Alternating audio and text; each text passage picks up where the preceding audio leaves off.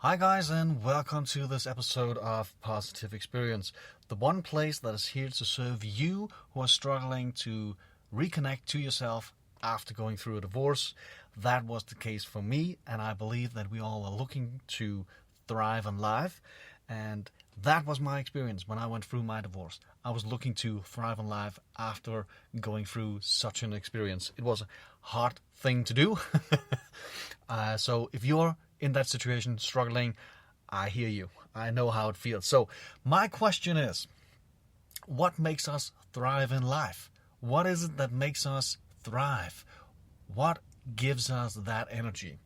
Now, I know it might not be the same for everyone, but what I do hope to accomplish with this podcast is that I can at least inspire or in some way motivate you, or possibly serve you on your mission towards becoming a better version of yourself and your journey of thriving in life, in your life, for the reasons that makes you happy and positive and gives you purpose, basically. But before I dive into today's topic, let me just share a few words about me so that you know where I'm coming from.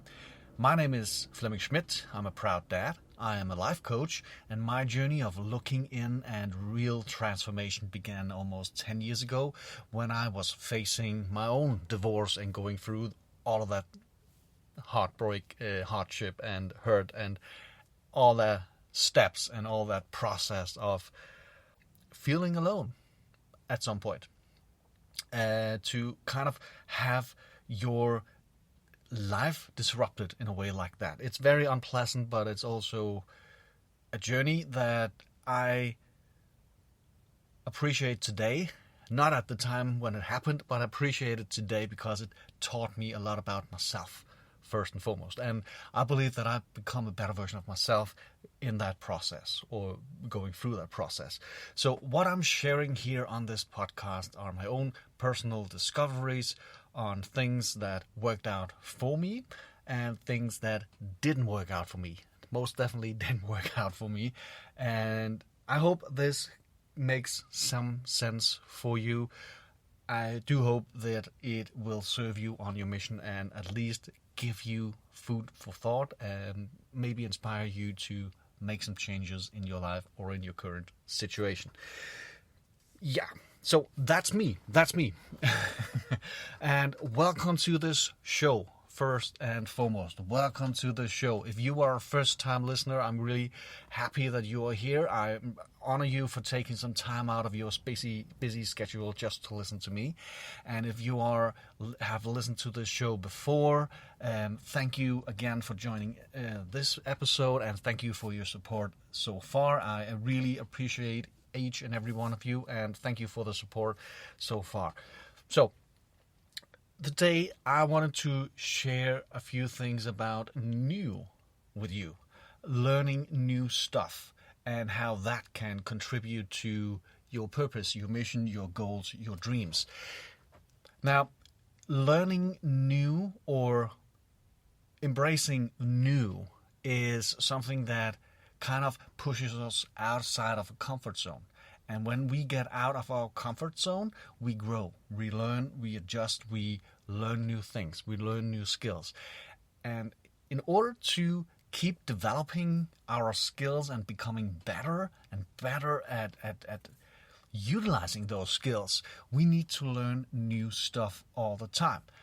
I know that a lot of people in this coaching industry, in this industry of personal development, they empower this. They are very aware of that they need to keep on learning. Imagine this. Back when we all went to school, we learned a lot of things during like a 10-year period, right? 10 years of school. We learned math. We learned how to read. We learned science. We learned physics. We learned I'm going to delete that one. Philosophy. And a lot of things. We learned languages. We learned a lot of stuff. And what happens is when most people get out of school and into kind of a profession, they get very detailed about one subject one profession. An electrician knows a lot about power, and a chef knows a lot about ingredients, food, preparation. It's very specific. But what we tend to forget, almost each and every one of us, is to keep on adding new knowledge in. Preferably also new knowledge that's outside of our main area, of our main kind of nerd area. I have a brother who's a chef, so he's very passionate about that. But he should also remember to learn new skills about other stuff than being a chef. Diving, for instance, or being a good dad. Or I have a sister, she's an engineer. Her field of expertise is also interesting, and she's also geeking out on that. But for her, it's also important to kind of nerd some complete different area. Might be art, might be gardening, something completely different. For me, coaching is my thing that I'm geeking out on, but I love to do art. And right now I'm learning a new language because I like to challenge myself in keeping, the wheel going on learning new stuff, and it keeps my mind at ease, and not at ease, but it keeps my mind up and running, because I need to really put some energy and some focus into learning a new language, not just once, but to keep on learning it and to keep on practicing so that I can speak the language. Now, without giving too much away, there's a reason for me learning a certain language, because I have a dream, I have a goal, and that goal has something to do with my future, because I'm not going to stay in this country where I'm in Denmark. I'm not going to stay in the country forever. So I have some plans, some ideas, some goals that I want to travel. I want to live abroad. I don't know how long I'm going to live there. If it's kind of going to be the rest of my life, or it's just going to be for a couple of years, I don't know yet. But what I do know is that I want to live abroad, and preferably in a country that speaks the language that I'm learning right now. So there's a reason for me to learn a language, and there's a reason for me, because it's kind of the bigger plan, the bigger scheme of things, is to keep on adding new skills to my toolbox and to keep developing my mind. Because another thing is my health. I want to be 80 years old and still rock the dance floor at a family gathering. That's my goal. And if I want to do that, I need to take care of my health today. I need to do good stuff I need to do whatever I can to do my best to take care of my health. It is crucial. So to keep on learning new, to keep on learning not always new, but try to challenge yourself and to go to a different restaurant. If you have a favorite restaurant you always go to, or kind of always order the same, try to order a new item from the menu, or try to go to a new restaurant, just to get that excitement, that energy, that feel of, wow, this is exciting, this is new.